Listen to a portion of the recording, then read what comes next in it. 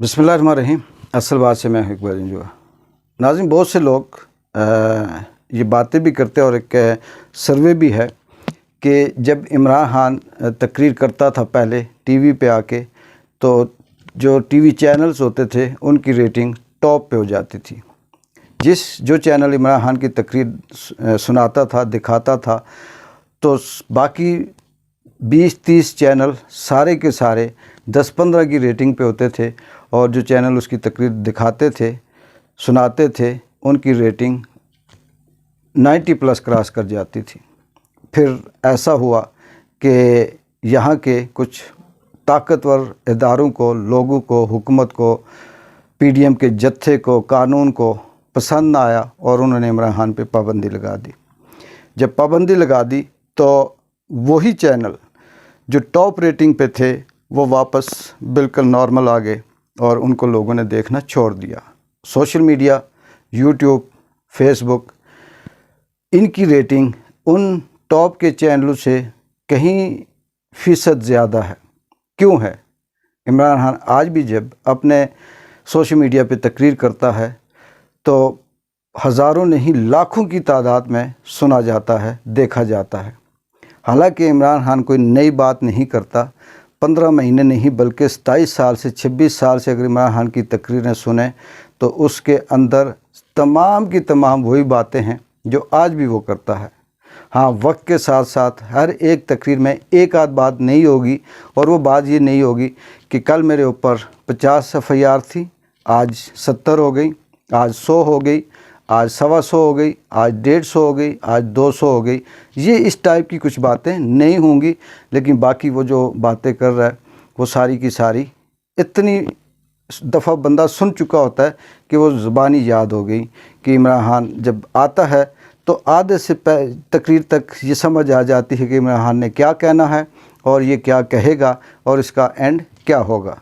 लेकिन सवाल ये है कि इसके बावजूद भी लोग उसको क्यों सुनते हैं?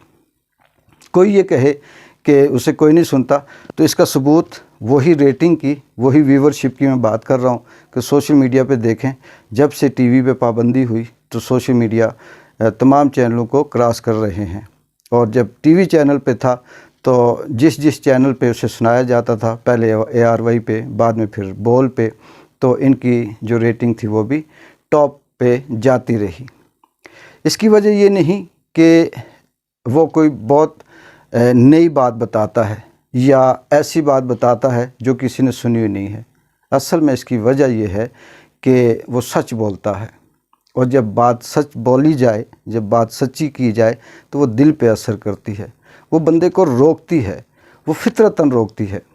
रोज़ाना की बुनियाद पे एक तरफ पीडीएम का जत्था हर 10 मिनट के बाद टीवी पे आता है, और जब वो अपनी वो जो झूठ, फ्रॉड, बदनीति पे, नफ़रत की बुनियाद पे जब वो बात शुरू करता है तो लोग टीवी बंद कर देते हैं।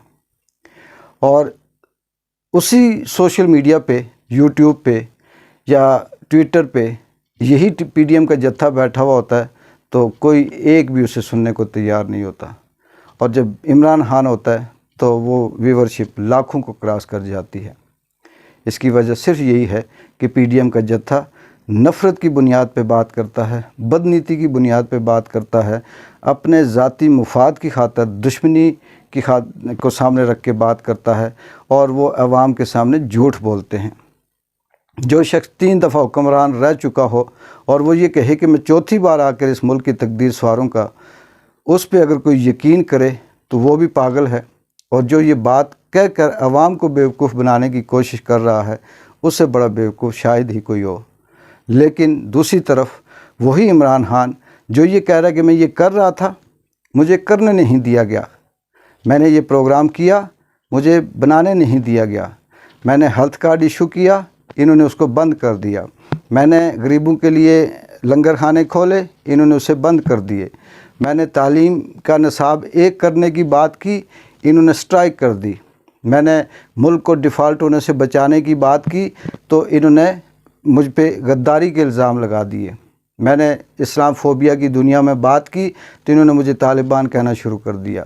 میں نے پوری دنیا کے اندر اسلام کی اور سچائی کی بات کی تو انہوں نے مجھے طالبان خان کہنا شروع کر دیا. لیکن وہ بات سچ کر رہا ہے.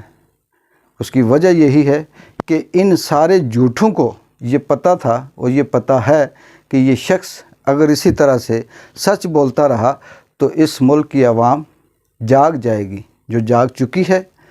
اور اب جاگنے کے بعد ایک ہی حل ہے کہ اس کو اس طرح سے الجھا کے رکھو، اس طرح سے پھنسا کے رکھو، اس طرح سے ڈرا کے اور خوف میں رکھو تاکہ یہ کوئی بات آگے نہ کر سکے. لیکن یہ بھی ایک معجزہ ہے.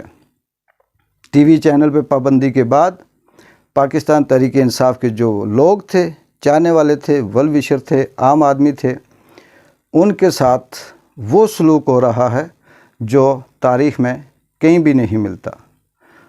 اور کہیں اگر ملتا بھی ہے تو اس کی واضح سامنے مثال آتی ہے کہ یہودیوں کے خلاف کوئی سازش ہوئی ہو تو کسی یہودی مخالف مذہب کے طور پہ کسی نے کسی کے ساتھ فسطائیت کی ہوگی.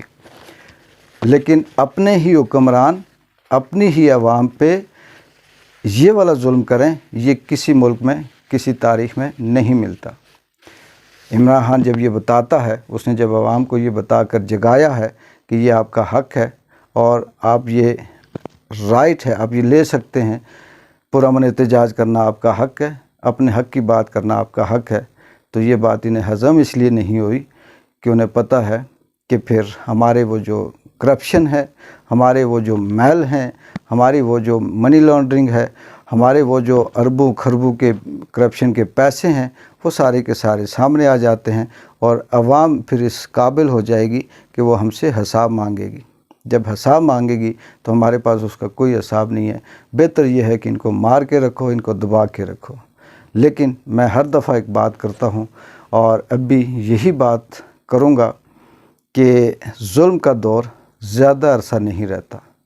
چاہے وہ ہٹلر کا ظلم ہو، فرعون کا ظلم ہو، یا یہودیوں کا ظلم ہو، انگریزوں کا ظلم ہو، یا کسی اور قوم کا ظلم ہو، وہ ایک نہ ایک دن ختم ہوتا ہے. اور یہ جو اندھیری رات ہے، اس کے بعد سورج کی کرن کہیں نہ کہیں سے نکلتی ہے. اس روشنی کو روکا نہیں جا سکتا. یہ بالکل صحیح ہے، میں اس بات پہ ایگری ہوں کہ اس ملک میں انقلاب نہیں آ سکتا. یہ غلام قوم ہے اور اس غلام قوم کے اوپر جو حکمران ہیں وہ ان سے بھی بڑے غلام ہیں اور وہ خود کسی کے اشاروں پہ چلتے ہیں. لیکن انقلاب نہ صحیح، جہاد بھی نہ صحیح، آزادی بھی نہ صحیح، یہ چنگاری سلگتی رہے گی اور ایک وقت آئے گا کہ کسی اور رنگ روپ میں یہ جو بم پھٹے گا تو اس میں پھر یہ سارے کے سارے یہ جو اپنے آپ کو اس وقت حکمران کہتے ہیں، جن کو اللہ کا خوف نہیں، جن کو قیامت کا خوف نہیں، جو اس نظام کو مانتے ہی نہیں ہیں، جن کو صرف یہ یقین ہے کہ یہ دنیا ہے، ہمارے کروڑوں کے ایکڑ کے محل ہیں، ہمارے پاس اربوں خربوں کے پیسے ہیں اور ہم کینسر کے پیشنٹ ہیں اور ہم اپنے آپ کو سروائیو کر رہے ہیں، شاید ساری زندگی زندہ رہیں، شاید یہ پیسے وہاں لے کے جائیں. ان کو یہ یقین ہے، اس لیے یہ ظلم کرتے ہیں.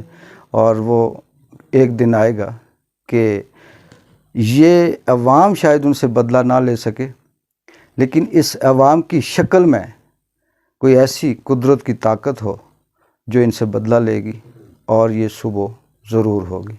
ایک بار جن جو کو اجازت دے. اللہ حافظ.